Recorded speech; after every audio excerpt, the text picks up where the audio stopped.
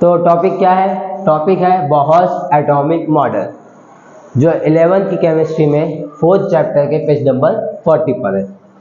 Important topic था, इसलिए direct इसको स्टार्ट कर रहे हैं, बोहर्स एटॉमिक मॉडल को। जैसे रुदरफोर्ड मॉडल होता है, डाल्टन का मॉडल होता है, तो सबसे सक्सेसफुल मॉडल जो था वो किसका था? बोहर का था।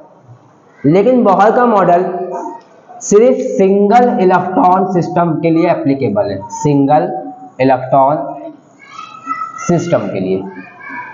सिंगल इलेक्ट्रॉन मतलब क्या? ऐसा एटम जिसके अंदर क्या है? सिंगल इलेक्ट्रॉन है, like hydrogen atom, like lithium +2, helium plus, beryllium +3।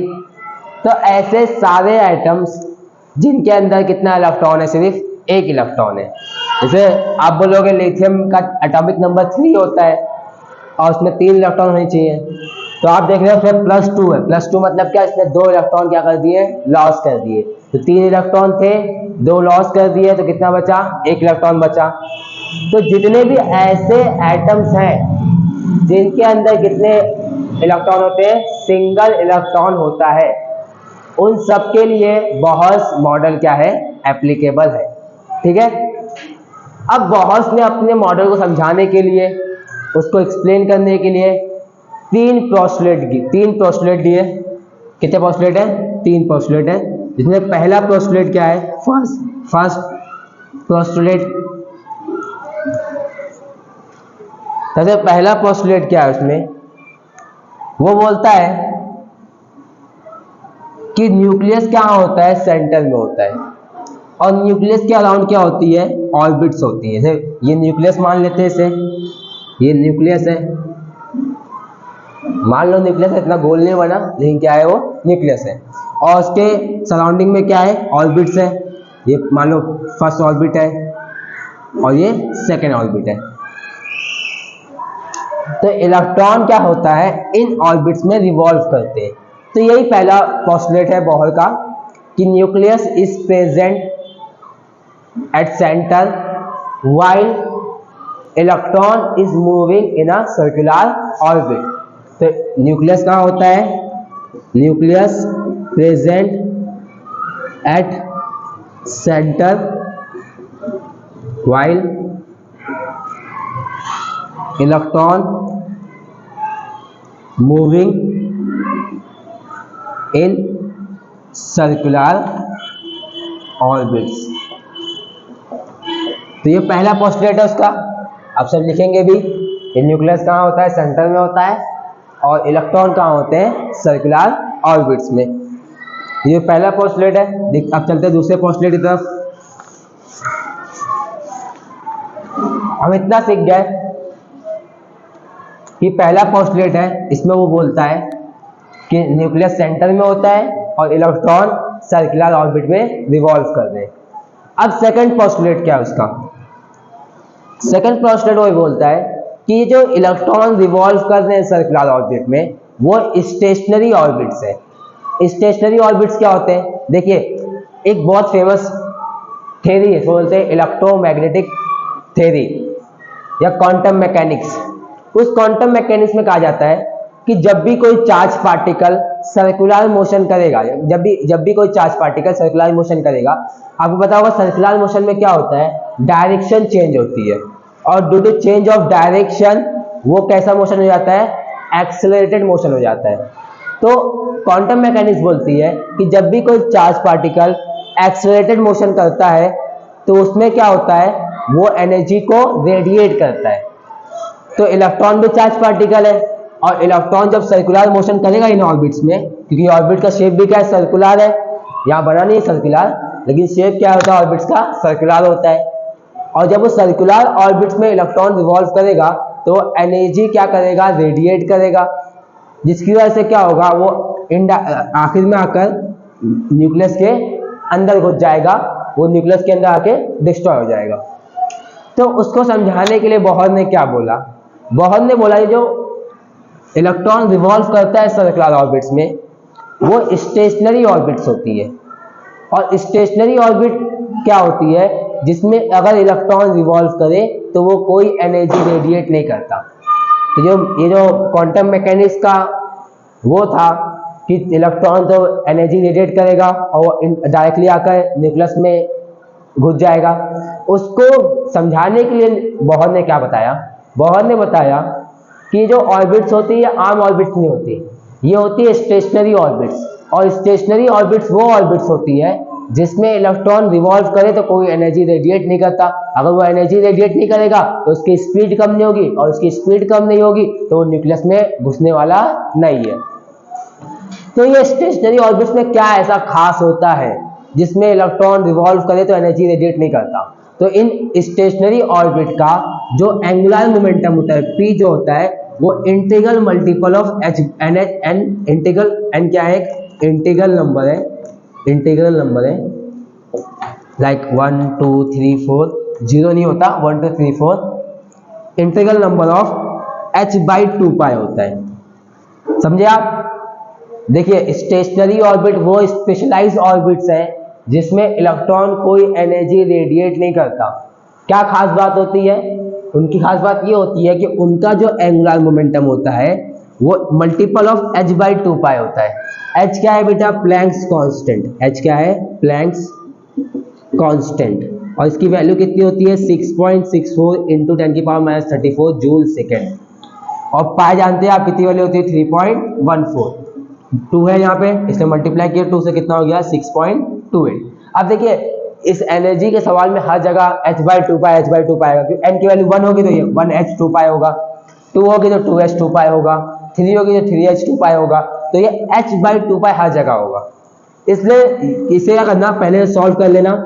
6.64 को डिवाइड करेंगे 6.28 से तो इसकी वैल्यू आती है 1.05 और ये -10⁻34। तो ये h/2π की वैल्यू कितनी होती है बेटा? h/2π की वैल्यू होती है 1.05 इंटू 10⁻34। इसको याद रखना, ये हर सवाल में काम आएगा। h/2π equal to 1.05 into 10⁻34। अब चलते हैं थर्ड पोस्टुलेट पे।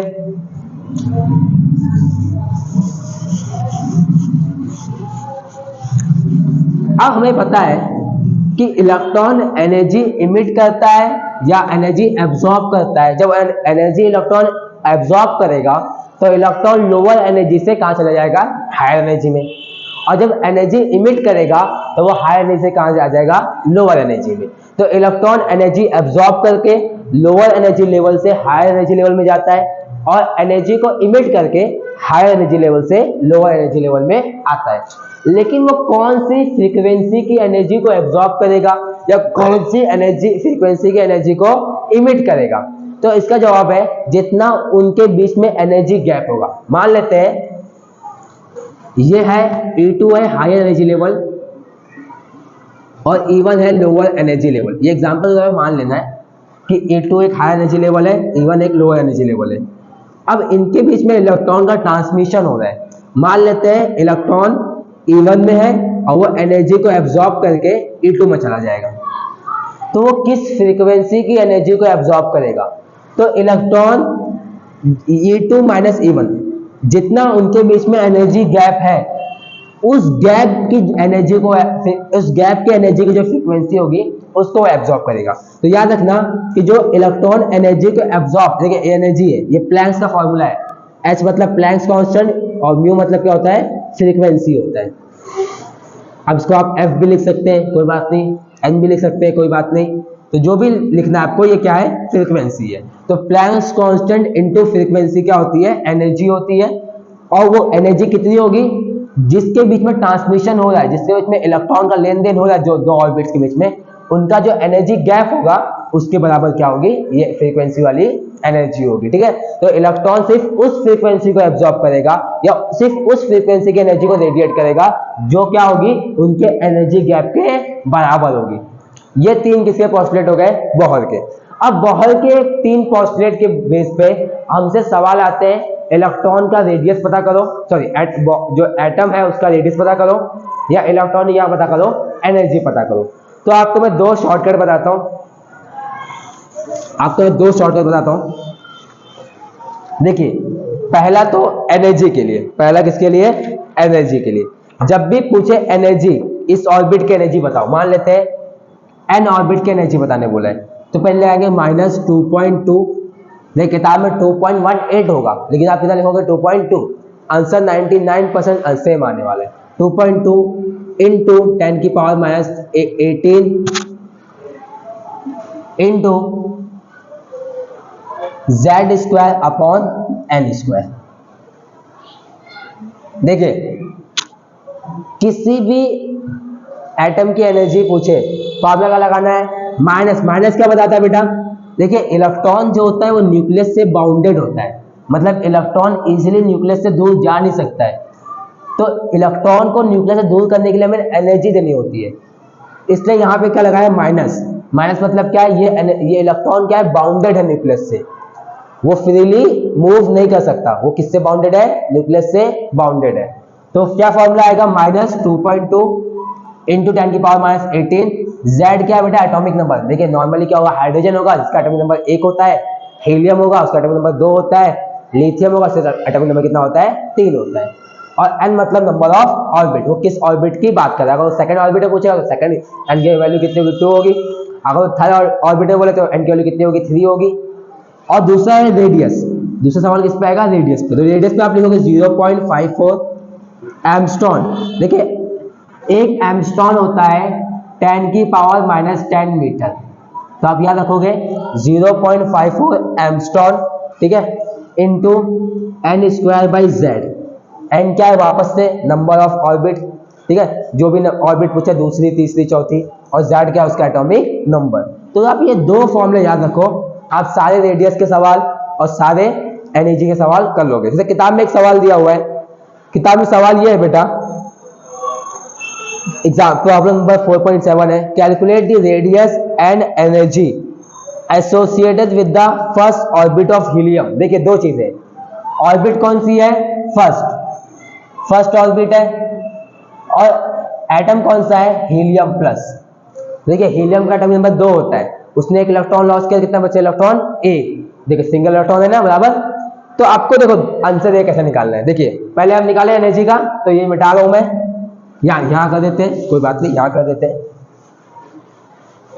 देखो कैसे होगा, ये देखो हीलियम है बेटा, हीलियम का निकालना है, कौन सी ऑर्बिट है, फर्स्ट ऑर्बिट है, तो E कितना होगा, 1, फर्स्ट ऑर्बिट है ना, इसलिए n की वैल्यू कितनी होगी, 1 होगी।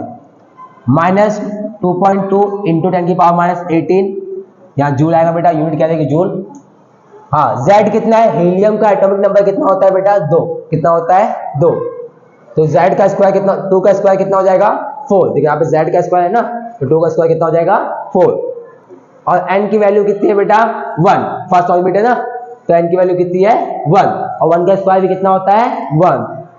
अब बस मल्टीप्लाई कर दीजिए 4 को, 4 2 जा 8, 4 2 जा 8, तो आंसर कितना आ गया, -8.8 इंटू 10 की पावर 18 जूल। आ गया एनर्जी, आ गई एनर्जी, मिल गई। कितना हार्ड सवाल, कितना आसान सवाल था। अब देखिए पूछा है रेडियस, अब देखिए रेडियस कैसे पता करेंगे, 0.54 एमस्टोन क्या बताया बेटा मैंने, एक एमस्टोन क्या होता है, 10 की पावर -10, तो -10 लिख दो यहाँ पे, -10 -10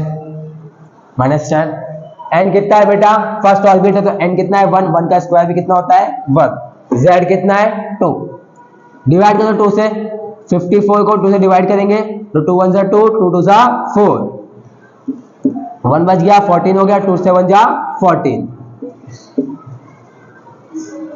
अरे 10 यहाँ पे। तो रेडियस कितना मिला फर्स्ट ऑर्बिट में, 0.27 इंटू 10 की पावर -10 मीटर।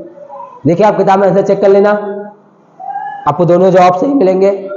ये जवाब में आपको 8.7 कुछ दिखेगा, लेकिन तकरीबन 99% क्या होगा, सेम आंसर सेम होगा। जैसे एक सवाल मैं देता हूं आपको, आप कमेंट करोगे, कमेंट सवाल क्या है, सेकेंड ऑर्बिट है बेटा, और आपको बताना है लिथियम, लिथियम का एटॉमिक नंबर कितना होता है, 3, तो आपको लिथियम +2 के लिए एनर्जी और रेडियस निकालना है। आप सब कमेंट करोगे कि लिथियम का सेकेंड ऑर्बिट में एनर्जी और रेडियस क्या होगी, अब सेम फॉर्मूला लगाओगे। ठीक है, देख लिया आपने। अब देखिए लास्ट टॉपिक, देखिए अब तक हमने बात की बॉहर्स के मॉडल की, इसके पोस्टुलेट की, उसके रेडियस और एनर्जी निकालने के फॉर्मूले की, लेकिन एक लास्ट चीज रह गई, वो ये है उसके ड्रॉबैक्स, उसके ऑब्जेक्शन, थ्योरी में क्या खामियां थी। कभी कभी वो थ्योरी की खामियां पूछता है पेपर में, तो आपको याद रखना है खामियां क्या है। पहली बात तो ये सिर्फ सिंगल इलेक्ट्रॉन सिस्टम के लिए एप्लीकेबल है, जहां भी मल्टीपल इलेक्ट्रॉन होंगे वहां ये थ्योरी एप्लीकेबल नहीं होगी। साथ साथ में ये जो है ना, वो स्पेक्ट्रल लाइंस ऑफ, जो स्पेक्ट्रल लाइंस होती है वो सिर्फ और सिर्फ हाइड्रोजन एटम के एक्सप्लेन कर सकता है, बाकी और किसी एटम के एक्सप्लेन नहीं कर सकता। और साथ में ये जो एक फेमस इफेक्ट होते हैं, ज़ीमान इफेक्ट, स्टार्क इफेक्ट, उनको एक्सप्लेन नहीं कर सकता। ये आप पे अपनी किताब में देख लेना, पेज नंबर 43 पे सबसे लास्ट टॉपिक है लिमिटेशन ऑफ बॉहर्स मॉडल। अगर इस लेक्चर में कुछ समझ में ना आया हो तो आप कमेंट कीजिए, और इसका जवाब भी जो बताया था मैंने, सेकंड ऑर्बिट थी, लिथियम था, उसका एनर्जी और रेडियस को भी क्या करें निकाल कर कमेंट कीजिए। ठीक है, थैंक यू। आप बताइएगा नेक्स्ट चैप्टर कौन सा टॉपिक लेना है, किस चैप्टर से लेना है। ठीक है, उसके बाद हम इसको कवर करने की कोशिश करेंगे। ठीक है, थैंक यू।